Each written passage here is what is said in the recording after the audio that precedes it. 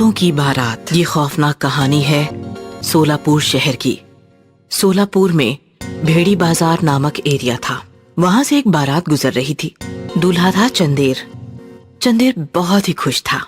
अरे नाचो, ये रघु नाचना, शराब कम पड़ गई है क्या?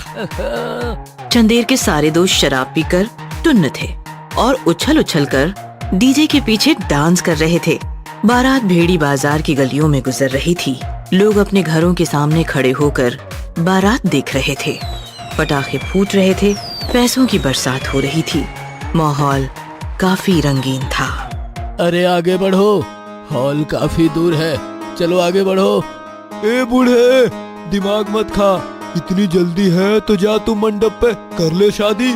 बूढ़ा गुस्सा हो गया और चंदेर के पास जाकर शिकायत करने लगा। चंदेर बेटा, कैसे दोस्त है तुम्हारे? ना बात करने की तमीज है, ना समय का अनुमान है। उन्हें समझाओ बेटा, अब बहुत हो गया नाचना कूदना। अरे चाचा, दिमाग मत खराब करो यार, शादी बार बार थोड़ी होती है। नाचने दो उन्हें, तुम्हें तकलीफ हो रही है तो जाओ मंडप पे बैठ जाओ। अब दूल्हा भी ऐसी बात करेगा तो भला किसको गुस्सा नहीं आएगा। बूढ़ा चाचा गुस्सा हो गया और अपने सारे रिश्तेदार लेकर आगे हॉल की तरफ निकल गया। अब बारात में सारे यंग लड़के ही बचे थे जो शराब की बोतलें उल्टी कर रहे थे और बस नाच रहे थे।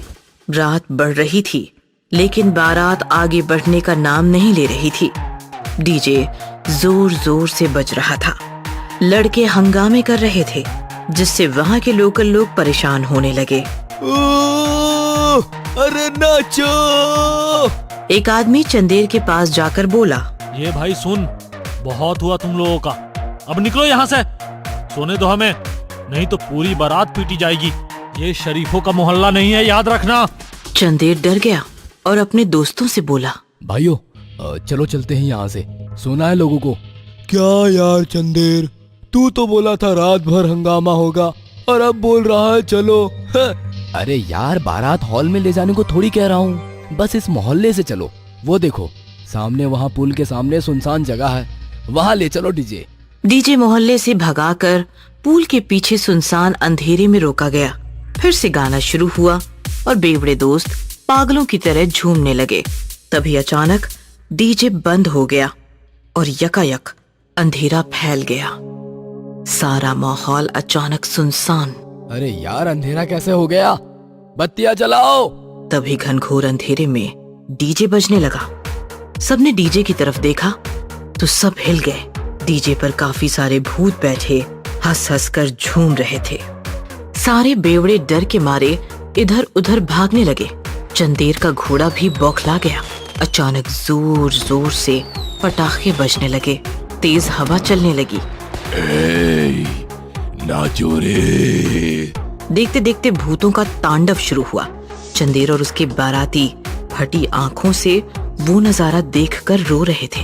चंदेर, ये क्या है यार? अब मुझे थोड़ी पता ये क्या है। भूत काफी अजीब तरीके से नाच रहे थे। थोड़ी देर नाचने के बाद डीजे अचानक रुक गया और सारे भूत चंदेर और उसके दोस्तों की तरफ बढ़ने लगे। सारा माहौल एकदम टाइट था। सारे बेवड़े पसीना पसीना थे। सारे भूत बेवड़े बारातियों के पास जा पहुंचे। सबकी सांसें तेज हो गईं। बजाओ। फिर से डीजे शुरू हुआ। एक भूत खास डीजे में बैठकर ऑपरेट कर रहा था। नाचो हमारे साथ, नहीं तो यही मुर्दा बन जाओगे। चंदेर के बेचारे बेवड़े दोस्त भूतों के साथ नाच भी रहे थे और रो भी रहे थे। उनकी ये हालत देखकर भूतों को और मजा आ रहा था। भूत जोर जोर से चीख रहे थे, याहू! आज मेरे यार की शादी है, आज मेरे यार की शादी है। एक भूत चंदेर के पास आया और उसने चंदेर को अपने कंधे पर उठा लिया। छोड़ो मुझे, छोड़ो, बचाओ, छोड़ो। नाच, नहीं तो पूल के नीचे फेंक दूंगा। चंदेर डर गया और भूत के कंधे पर बैठकर बदन हिलाने लगा। भूत चंदेर को लेकर सुनसान अंधेरे में पुल की तरफ बढ़ने लगा। अरे नाच तो रहा हूँ, पुल के पास क्यों ले जा रहे हो? छोड़ो मुझे, छोड़ो। लेकिन भूत चलता रहा और पुल पर जाकर रुक गया। चंदेर ने नीचे नदी में देखा। काफी गहरी और विशाल नदी थी। क्यों परेशान कर रहे हो हमें? आज मेरी शादी है, छोड़ दो मुझे, छोड़ दो। उस दिन मेरी भी शादी थी। क्या? मैं कुछ समझा नहीं। उस दिन मेरी शादी थी। मैं अपने बेवड़े दोस्तों के साथ हंगामा कर रहा था और इधर मेरी दुल्हन बेचारी इंतजार कर रही थी। लोगों ने काफी समझाया लेकिन हम नहीं माने। हम अलग ही नशे में थे उस दिन। नाचते पीते हुए इस पुल पर आए और जोर जोर से नाचने लगे। तब यहाँ लकड़ी का पुल था। हम नशे में थे। पुल टूट गया और सारे बेवड़े बारातियों के साथ मैं भी मर गया। क्या? लेकिन तुम ये हमें क्यों बता रहे हो? क्योंकि आज तुम सबके साथ भी यही होने वाला है। मेरे सारे भूतिया बाराती तुम्हारे बेवड़े बारातियों को इस पुल पर लेके आएंगे और ये पुल गिर जाएगा। फिर तुम सब हमारे साथ ही हो जाओगे। ऐसा कहकर भूत जोर जोर से हंसने लगा।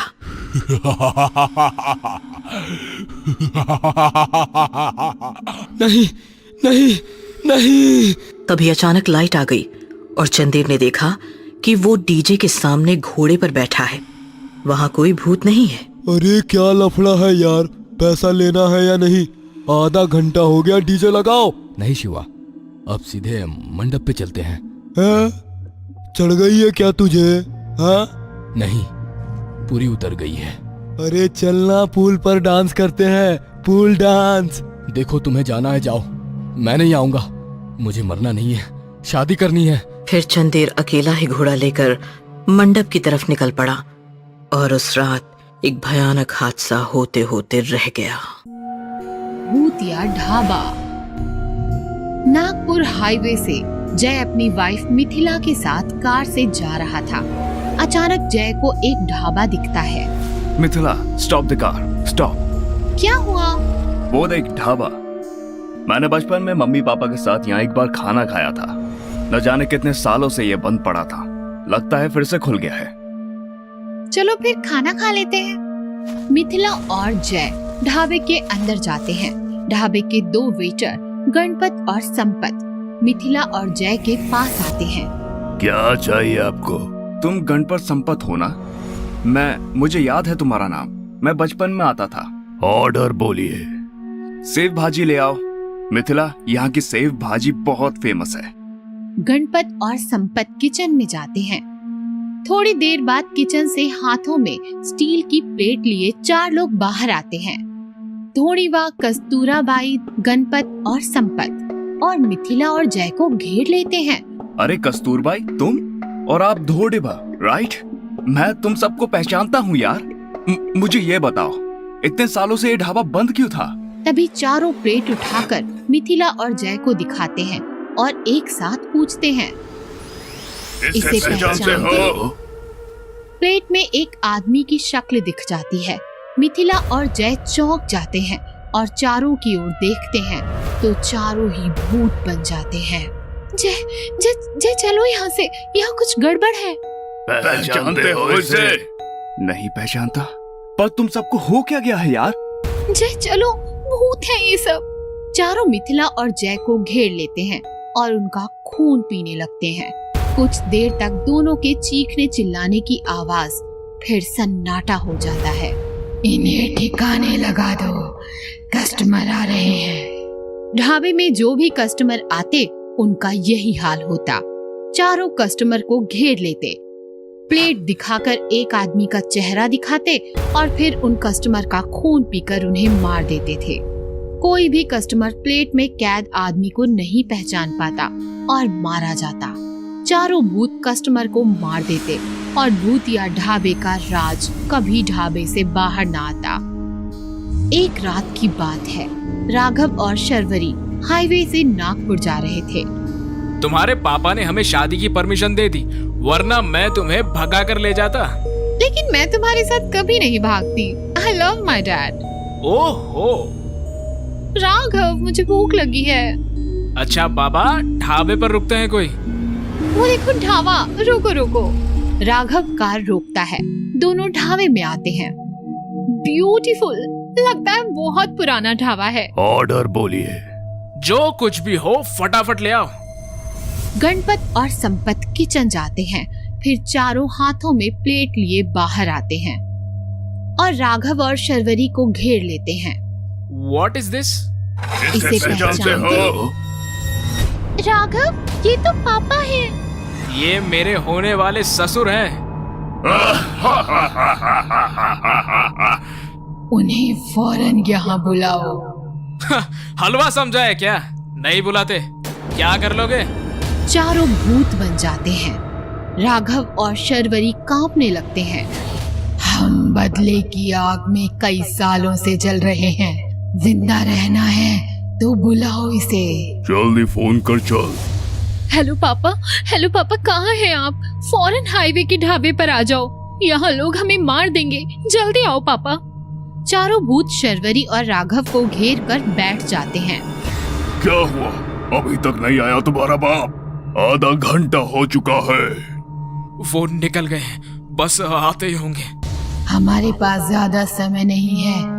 गणपत संपत काम पे लग जाओ। गणपत और संपत उठते हैं और ढाबे में रॉकेल डालने लगते हैं। रॉकेल बहने लगता है। ये क्या कर रहे हो तुम लोग? प्लीज ऐसा मत कीजिए, वो आते ही होंगे। तो चुप रहे, हम हमारी तैयारी कर रहे हैं। कैसी तैयारी? तभी वहाँ शर्वरी का बाप आता है। शर्वरी अपने बाप को बिलक जाती है। पापा बचाओ हमें, यहाँ से ले चलो। बेटा रो मत, मैं आ गया हूँ ना। क्यों तात्या सेठ पहचाना? तात्या सेठ धोबिड़ा के पैर पर गिर जाता है। मुझे माफ कर दो, मुझसे भूल हो गई थी। मेरी बच्ची और दामाद को छोड़ दो, मैं तुम्हारे पैर पड़ता हूँ। छोड़ देंगे, पहले तू अपनी बेटी और दामाद को बता कि उस रात क्या हुआ था। कस्तूरा मुझे माफ कर, मैं शर्मिंदा हूँ। अपनी गंदी जबान से मेरा नाम ना ले। उठ और बता सच सच। उठता है कि खत्म कर दूं उन्हें? क्या बात है पापा, क्या हुआ था उस रात? बेटा तब तू छोटी थी, मैं अपने दोस्तों के साथ रोज इस ढाबे में शराब पिया करता था, मस्ती किया करता था। एक रात मैंने शराब के नशे में इस कस्तूरा बाई पर। बोलिए पापा, क्या किया था आपने? मैंने कस्तूरा बाई का रेप किया। What? छी, घिन आ रही है मुझे आपसे। इतना ही नहीं, इसने एक और घिनौना काम किया था। इसने मुझे, मेरे गणपत संपत को बहुत मारा और राकेल डालकर हम तीनों को जिंदा जला दिया। तब से हमारी आत्मा बदले की आग में तड़प रही थी। आज हमारी आत्मा को शांति मिलेगी।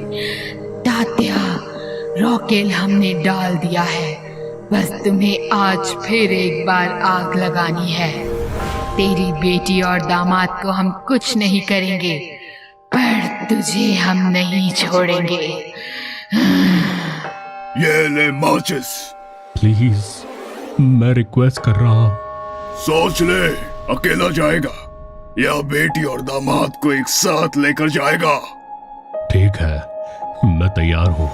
बेटा शर्वरी, तुम राघव को लेकर निकलो यहाँ से। पापा, मैं आपको छोड़कर नहीं जाऊंगी। जिद मत करो शर्वरी, मुझे अपने कर्मों की सजा मिल रही है। तू चली जा। राघव बेटा, इसे ले जाओ और इसका ख्याल रखना। जाओ बेटा। चलो शर्वरी, कम। राघव शर्वरी को लेकर कार के पास जाता है। तात्या सेठ माचिस की तीली जलाता है और नीचे फेंकता है। आग भड़क उठती है, ढाबा जल के राख हो जाता है।